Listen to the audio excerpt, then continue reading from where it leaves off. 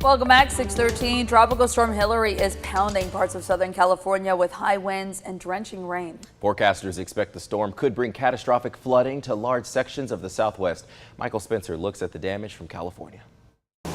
There seems to be no good place for the water to go in the Southern California desert. Torrential rain swamping roads and trapping cars. We've had storms before, but never anything quite this windy and rainy at the same time. Palm Springs is under a state of emergency, with Hilary dropping half of the city's annual rainfall in just 6 hours.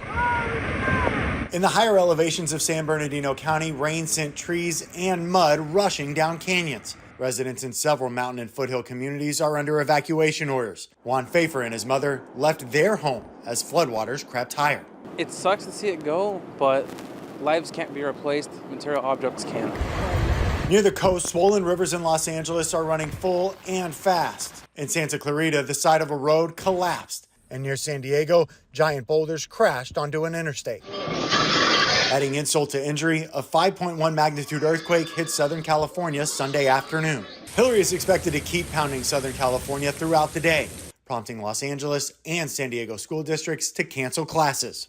Stay safe, stay informed, and stay home. Nevada's governor issued a state of emergency, calling up the National Guard. And in Yuma, Arizona, 60-mile-an-hour winds knocked down trees and power lines, leaving parts of the city without electricity. Wow. Well, Hilary came ashore as a tropical storm Sunday afternoon in Mexico's Baja California Peninsula. At least one person there died in the floodwaters.